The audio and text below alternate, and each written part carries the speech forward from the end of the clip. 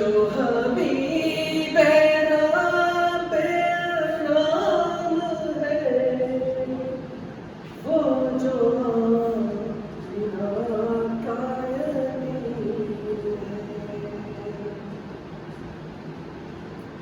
وہ عظیم ہے، وہ کریم ہے، وہ رؤوف ہے، وہ رحیم ہے، وہ عظیم ہے، وہ کریم ہے، وہ رؤوف ہے، وہ رحیم ہے، سر فرش جن کا نظام ہے، سر فرش جن کا نظام ہے، سر عرش ان کا ہی نام ہے، وہ جو کا یتیم کبھی پیٹ پیٹ سے لگ گیا، کبھی خون میں وہ نہا گیا، کبھی پیٹ پیٹ سے لگ گیا، کبھی خون میں وہ نہا گیا، کبھی غار میں ہے پناہ گزین، کبھی غار میں ہے پناہ گزین، کبھی لامقام پہ قیام ہے، وہ جو آمنہ کا یتیم ہے، کوئی خلق میرے حضور سا نہ ہوا نہ ہوگا نہ ہے کوئی خلق میرے حضور سا نہ ہوا نہ ہوگا نہ ہے کوئی، جو بھی مرتبہ تھا بلند تر، جو بھی مرتبہ تھا بلند تر، شہ انبیاء پہ تمام ہے، وہ جو آمنہ کا یتیم ہے، کروں ناز اپنے نصیب پر، جو حضور کہہ دے حشر میں، کروں ناز اپنے نصیب پر، جو حضور کہہ دے حشر میں، جو کھڑا ہے آخر رات کو، جو کھڑا ہے آخر رات کو، وہ ہمارے در کا غلام ہے، وہ جو آمنہ کا یتیم ہے، وہ جو انبیاء کا امام ہے، کبھی عرش پا ہے وہ جل کر،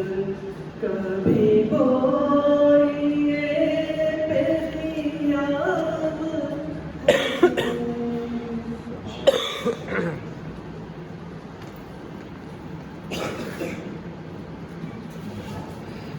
ماشاءاللہ سبحان اللہ. ابھی محمد صادق صاحب اعلان پیش کرنے کی سعادت حاصل کر رہے تھے. اس سے پہلے کہ ہمارے آج کے پہلے مقرر کو میں یہاں خطاب کرنے کے لیے بلاؤں، میں چاہوں گا کہ تنظیم کا تھوڑا سا تعارف آپ کے سامنے پیش کروں. تعمیر ملت آج سے قریب 72 سال پہلے مرحوم سید طیلہ حسینی رحمۃ اللہ علیہ نے قائم کی تھی. اس کا مقصد پولیس ایکشن کے بعد 1948 کے پولیس ایکشن کے بعد جو مسلمانوں کی زبوں حالی تھی اس کو بحال کرنا تھا. مسلمان بہت پست ہمت ہو گئے تھے اور ہمارے بڑے بتاتے ہیں کہ بہت سارے لوگ کمیونزم کی طرف چلے جا رہے تھے. لوگ اسلام چھوڑ کر کمیونسٹ جو کہ کوئی مذہب کو نہیں مانتا اس کو اختیار کر رہے تھے. اس وقت سید طیلہ حسینی صاحب نے بزم احباب کے نام سے ایک تنظیم قائم کی اور پھر 2 سال بعد اس کا نام بدل کر ہندوستان تعمیر ملت رکھ دیا. اور پھر جب حیدرآباد ریاست کی جب اس کی تقسیم ہوئی کچھ حصہ کرناٹکا میں چلا گیا، کچھ حصہ مہاراشٹر میں چلا گیا، کچھ آندھرا پردیش میں رہ گیا. اس کے بعد سے کیونکہ ہماری شاخیں دوسرے اضلاع میں دوسری مقامات پر بھی تھی یہ کل ہندوستان میں ملت کہلانے لگی. تنظیم کا اصل مقصد اگر دیکھا جائے تو مسلمانوں کی جو زبوں والی تھی اس کو بحال کرنا تھا. اس کے علاوہ کیونکہ کافی لمبا سفر ہے، آج سے 71 سال سے تنظیم جو ہے یوم رحمت اللہ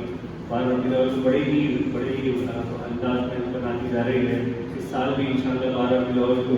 نمائش میدان پر یوم رحمت اللہ منایا جائے گا. اسی طرح 13 ربیع الاول کو چنچل گوڑا جونیئر کالج گراؤنڈ میں یوم صحابہ منایا جائے گا. تنظیم نسواں کا بھی پروگرام اردو مسکن میں منعقد کیا جائے گا. اس کے علاوہ تنظیم جو اچھے پڑھنے والے طالب طلباء کو جو فائنینشلی بیکورڈ بیک گراؤنڈ سے آتے ہیں ان کو امداد فراہم کرتی ہے. جو خواتین اور جو کمزور اور جو فزیکلی ہینڈی کیپڈ لوگ ہیں ان کو بھی سال میں ایک مرتبہ جو ہے تنظیم جو ہے امداد فراہم کرتی ہے. اس کا انتظام جو ہے جو پبلک میں ہمارے جمعے وغیرہ ہوتے ہیں اس سے لے کر کیا جاتا ہے. اس کے علاوہ تنظیم کا ایک یتیم خانہ مولالی میں بھی موجود ہے. تنظیم کا مین آفس چونکہ یہاں پر کچھ لوگ نئے ہیں میں تعارف کروا رہا ہوں کہ تنظیم کا ہیڈ آفس نارائن پورہ مدینہ منشن میں. اور یہ آج کا جو پروگرام ہے اسٹڈی سرکل کے عنوان سے جو ہے سید طیلہ حسینی صاحب نے اپنے زمانے میں شروع کیا تھا. اس کا مقصد یہ تھا کہ نوجوانی کی ذہن سازی کی جائے، نوجوانوں کا آج کے جو حالات ہیں ان سے پہلے واقف کرایا جائے اور اس کے بعد مقابلہ کیسے کیا جا سکتا ہے اس کا بھی بتایا جائے. ان پروگراموں میں دانشوران ملت، علماء کرام، مولانا جرنلسٹ نے خطاب کیا ہے اور الحمدللہ پروگرام کا سلسلہ آج بھی جاری ہے. عام طور پر یہ پروگرام پچھلے کئی سالوں سے ماسا ٹائم کے تنظیم کا ایک آفس ہے محمد مصطفیٰ کے نام سے مشہور ہے، وہاں پر ہوتا ہے.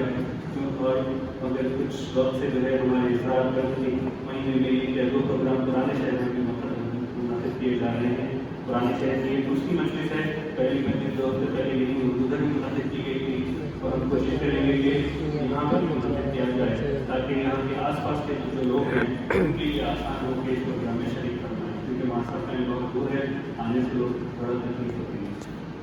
اسی طرح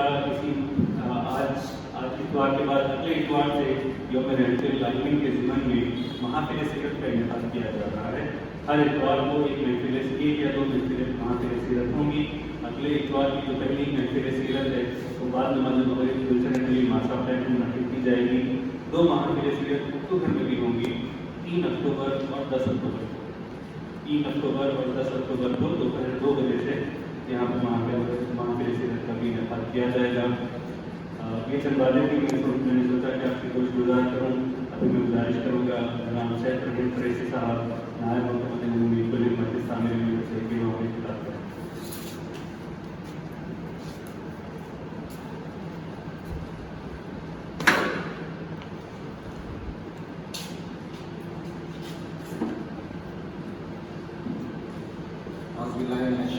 بسم اللہ الرحمن الرحیم.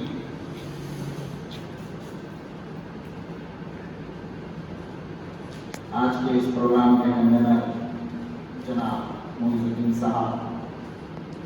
ہمارے تنظیم کے کارکن جناب ڈاکٹر غلام کرمانی صاحب، جناب صادق صاحب ناخان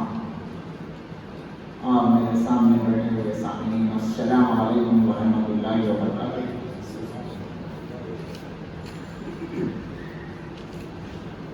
اللہ کا بڑا احسان ہے کہ اللہ تعالیٰ نے ان مصیبتوں کی گھڑیوں سے ہم سب کو نکال کر یہاں پر صحت مند اور صحت دے کر یہاں پر ہم کو موجود رکھا. یہ اللہ کا بڑا احسان ہے ہم سب پر. آج کا جو ٹاپک جو رکھا گیا ہے ملک کی موجودہ حالات پر، یہ ایک بڑا عنوان ہے. اس پر بات کرنا بہت جو ہے وسیع پیمانے پر اس کا ریسرچ کر کے اس پر بات کرنا ضروری ہے. اور آج کے جو ہمارے مقرر ہیں وہ بھی بڑے اچھے مقرر ہیں الحمدللہ. اقبال احمد انجینئر صاحب بہت اچھے اسکالر اور بہت اچھے ریسرچر ہیں. ان کے ساتھ ساتھ ہم نے جو ہے جماعت اسلامی کرناٹک اور اڑیسہ کے سیکریٹری جناب اظہر الدین صاحب کو یہاں پر دعوت دی ہے. انشاءاللہ وہ بھی یہاں پر مخاطب کریں گے. اس عنوان پر ہونا تو چاہیے تھا کہ بہت سارے لوگ یہاں ہوتے، پر جو ہے یہ ہماری ملت کی سمجھے بدقسمتی ہے کہ جو ہے کوشش تو جاری ہے لیکن لوگ بہت کم آتے ہیں. خاص طور پر نوجوان طبقہ ہمارا اتوار کے دن بہت سارا طبقہ جو ہے دیر تک سونے کا عادی ہو چکا ہے. تو یہ موجودہ حالات کے بارے میں انہیں واقف کرانا یا جو ہے ان کو اس کی طرف جو ہے ان کی نظر کرانا بہت مشکل ہو گیا ہے.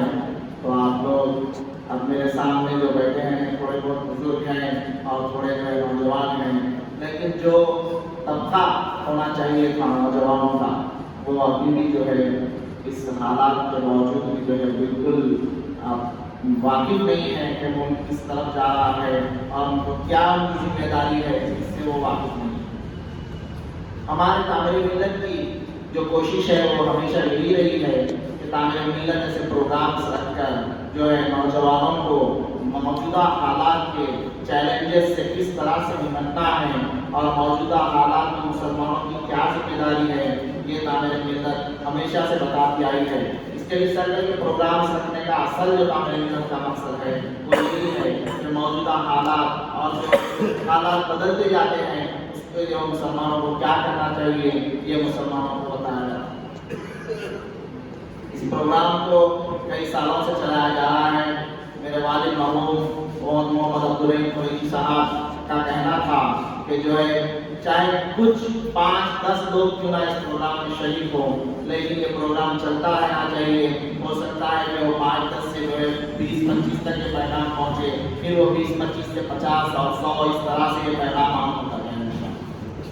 تو یہ کوشش تعمیر ملت کی رہی ہے اور ہماری بھی یہی کوشش ہے ابھی بھی کہ جو ہے ہم جو ہے آنے والی نسلوں کو یہ بتاتے چلیں کہ مسلمانوں کی کیا ذمہ داری ہے، مسلمان اس ملک میں کس طرح سے باقی رہ سکتا ہے اور مسلمان کو اس ملک میں باقی رہنے کے لیے کیا کرنا چاہیے.